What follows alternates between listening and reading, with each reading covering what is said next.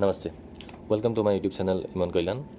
आज हम जो नई एजुकेशन पॉलिसी आई है 2020 की, उसके बारे में बात करने वाले हैं। उसमें क्या क्या होगा, क्या क्या आपको फ़ायदा होगा, क्या क्या नुकसान होगा। फ़ायदा नुकसान मैं ये नहीं बताऊंगा, लेकिन आप लोग को डिसाइड करना है कि इससे फ़ायदा होगा कि नुकसान होगा। लेकिन क्या क्या होगा, इसमें क्या क्या बदलाव होगा, इसके बारे में मैं आप लोगों को बताऊँगा अभी।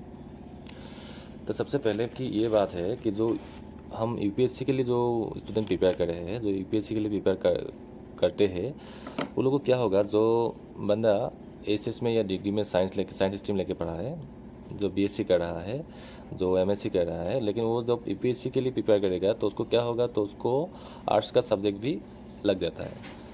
मतलब कि कोई सोशियोलॉजी का क्लास ले रहा है, कोई या साइकोलॉजी की क्लास ले रहा है। इसलिए अब क्या होगा, अभी क्या होगा, जो साइंस आर्ट्स कॉमर्स जो कि स्ट्रीम हम लोग मानते थे, हम लोग जब हम जब से एजुकेशन सिस्टम में आए हैं तब से ये सब देखते आए हैं। लेकिन अभी वो साइंस आर्ट्स कॉमर्स ऐसा ऐसा कुछ नहीं होगा। आप कुछ भी सब्जेक्ट ले सकते हैं। क्लास 10 से हम लोग क्या कर सकते हैं, अभी जो नया नया स्टूडेंट होगा क्लास 10 से आप लोग को क्या करना होगा, कोई भी सब्जेक्ट पिक कर सकते हैं। कोई भी सब्जेक्ट मतलब कि आप अगर फिजिक्स पढ़ रहे हो, आप केमिस्ट्री पढ़ रहे हो, उसके साथ आप हिस्ट्री भी पढ़ सकते हो। उसके साथ आप कोई भी सब्जेक्ट, पॉल साइंस भी पढ़ सकते हो, कुछ भी पढ़ सकते हो।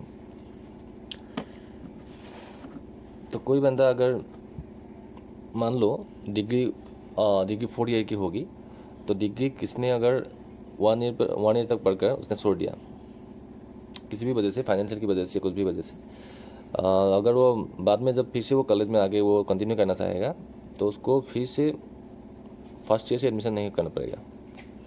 वो डायरेक्ट डायरेक्ट सेकेंड ईयर से वो कंटिन्यू कर सकता है।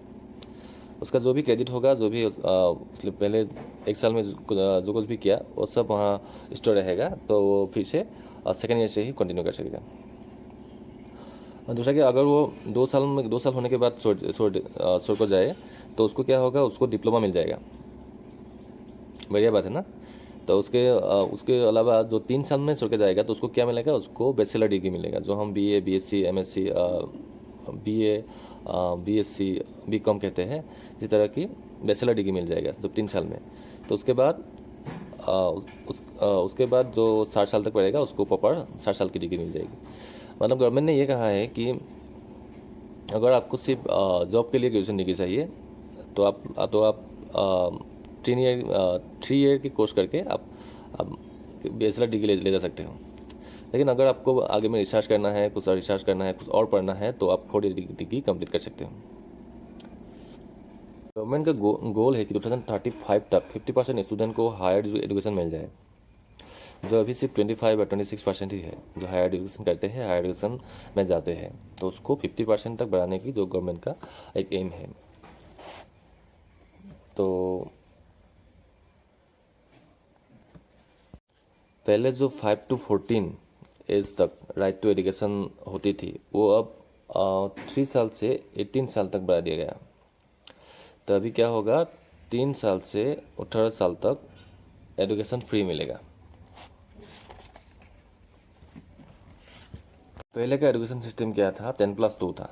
क्लास 1 to क्लास 10, उसके बाद SSLC, उसके बाद SS आ जाता है। उस पर हमको साइंस आर्ट्स या कॉमर्स सिलेक्ट करना होता है। तभी वो क्या होगा, 5+3+3+4, ये अभी नया नया आया है।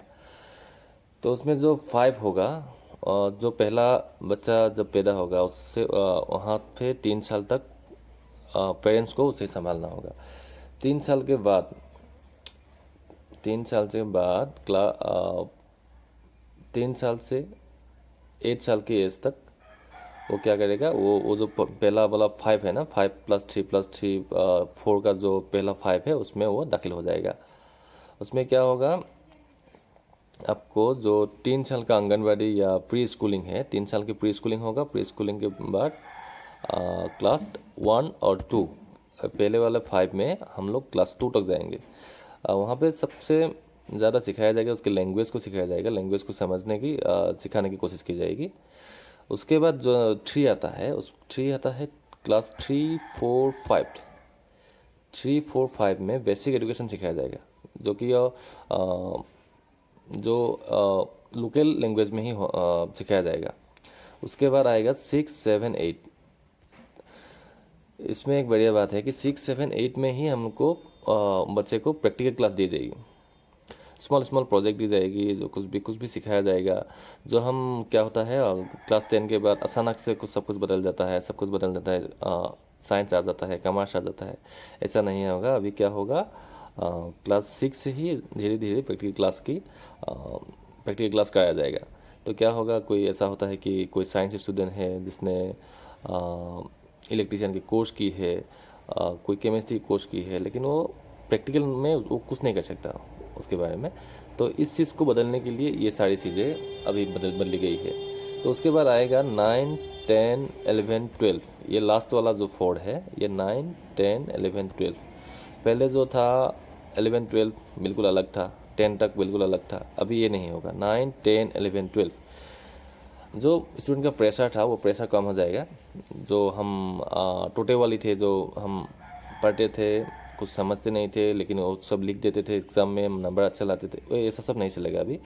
तो क्या होगा, 9, 10, 11, 12 में सब सब्जेक्ट, सब स्ट्रीम मिक्स करके ले सकते हैं। मतलब कि अगर आप फिजिक्स पढ़ रहे हो, आप उसके साथ आप कुछ भी पढ़ सकते हो। उसके साथ आप पॉलिटिकल साइंस भी पढ़ सकते हो। उसके साथ आप कोई लिटरेचर सब्जेक्ट भी पढ़ सकते हो। करिकुलर पर भी सब्जेक्ट बना जाएगा। एक्स्ट्रा करिकुलर की अगर आप डांस करते हो, अगर आप कुछ भी फैशन डिजाइनिंग करते हो, कुछ भी, वो भी एक सब्जेक्ट की तरह माना जाएगा। उसको भी आप 9, 10, 11, 12 में वो भी आप कंटिन्यू कर सकते हैं। उसके बाद क्या होगा, पहले क्या होता था, फरवरी मार्च में एग्ज़ाम होता था एक साल के बाद। उसमें जो मार्क्स आता था उस पर हम लोग डिपेंड करते थे कि उसके अच्छा मार्क्स 95% मार्क्स, अभी भी 95% मार्क्स भी अभी कम लगता है, तो मार्क्स पे हम उस मार्क्स पर डिपेंड करते हैं हम। तो अभी क्या होगा, पूरे साल ही एग्ज़ाम होता रहेगा, थोड़ा थोड़ा टेस्ट होता रहेगा, उस सारे को मिला के ही आपका आपका लास्ट का जो सर्टिफिकेट दिया जाएगा और लास्ट तक आएगा। अब स्कूलिंग तो हो गई। उसके बाद क्या होगा, कॉलेज में भी कुछ चेंज आएगा। कॉलेज अभी जो ग्रेजुएशन था वो अभी 60 साल का हो जाएगा, तो कॉलेज की डिग्री 60 साल से होगी। तो उसमें क्या होगा, आप अगर कोई भी सब्जेक्ट मेजर ले रहे हो, आप अगर पॉलिटिकल साइंस मेजर कर रहे हो, तो उसके साथ आप कुछ भी सब्जेक्ट ले सकते हो। तो आप पॉलिटिकल साइंस मेजर होकर भी आपको फिजिक्स भी पढ़ना है तो फिजिक्स भी ले सकते हो, कोई कॉमर्स का सब्जेक्ट पढ़ना है वो भी पढ़ सकते हो, और कुछ भी कर सकते हो। मतलब कि आप कोई फैशन डिजाइनिंग का कोर्स, अगर साथ में आप पॉलिटिकल साइंस कर रहे हो, उसके साथ आप फैशन डिजाइनिंग की कोर्स भी करने का आपका मन है तो आप वो भी कर सकते हो। तो पीएचडी, अब उसके बाद पीएचडी मास्टर डिग्री आएगी 2 या 3 साल की। उसके बाद जो पीएचडी है, पीएचडी 60 साल की होगी, और एमफिल को हटा दिया गया है। और जो पहले जो था यूजीसी या एआईसीटी, जो भी था, वो सबको मिला के एक कर दिया जाएगा। और एक बढ़िया बात है कि नेशनल रिसर्च फंडिंग का भी एक ऑप्शन आ रहा है। तो क्या होगा, जब अगर आप ग्रेजुएट डिग्री करने के बाद आप रिसर्च करना चाहेंगे तो आपको नेशनल रिसर्च फंडिंग से आपको फंडिंग भी होगा। अगर फिर साइंस के सब्जेक्ट के लिए ही ऐसा नहीं है, कोई भी आप सोशल सब्जेक्ट पे भी रिसर्च कर सकते हो, उसमें भी आपको फंडिंग मिलेगा। तो और एक बात है कि प्राइवेट इंस्टीट्यूशन भी अपने मन से फीस नहीं जमा करेंगे, उसमें भी कैप लगाया जाएगा। तो अगर हायर एजुकेशन में 2035 तक 50% लोगों को हायर एजुकेशन में लाना है तो प्राइवेट इंस्टीट्यूशन को भी गवर्नमेंट को सपोर्ट करना होगा। इसलिए ये प्राइवेट इंस्टीट्यूशन भी मन चाहे फीस नहीं ले सकेंगे। ये बढ़िया बात है। मुझे तो ये एनईपी जो है मुझे अच्छा लगा। ये जो नया एजुकेशन पॉलिसी है मुझे तो बहुत अच्छा लगा। आप लोगों को कैसा लगा कमेंट पर ज़रूर बताइए। मुझे तो लगता है कि जो अभी अभी स्कूलिंग की ख़त्म की है उनको तो लगता होगा कि हमारे टाइम में ये होता तो कितना अच्छा होता। जो एजुकेशन सीखने के लिए होगी, जॉब पाने के लिए नहीं। अगर आप जॉब पाने के लिए आपको ग्रेजुएशन डिग्री चाहिए तो आप 3 साल तक पढ़ के आप सोच सकते हैं, फिर भी आपको ग्रेजुएशन डिग्री मिल जाएगा। अगर आगे आपको पढ़ना है, आगे आपको रिसर्च करना है तो 60 साल की डिग्री लेनी है। बहुत सारा लिबर्टी मिल रहा है, फ्रीडम ही फ्रीडम मिल रहा है। तो अभी सारे स्टूडेंट के लिए मुझे लगता है कि स्टूडेंट के लिए बहुत ही बढ़िया है। आप लोगों को कैसा लगा कमेंट पर ज़रूर बताइए।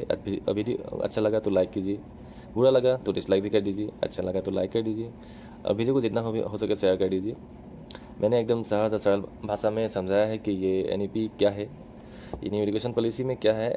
मैं आप लोगों को इसका जो एक एक PDF है, PDF का डिस्क्रिप्शन में उसका लिंक दे दूँगा, वहाँ पे आप जाके खुद देख सकते हैं उसके क्या क्या है, इसमें क्या क्या अच्छी तरह आप लोग पढ़ सकते हैं। ठीक है, आज का वीडियो में यही है। इसी तरह की और भी वीडियो देखने के लिए आप मेरे चैनल को जरूर सब्सक्राइब कर दीजिए, लाइक कर दीजिए, शेयर कर दीजिए और साइड में रहे बेल आइकन को भी जरूर दबा दीजिए ताकि मेरी हर एक वीडियो का नोटिफिकेशन सबसे पहले आपको ही मिल जाए। धन्यवाद। जय हिंद।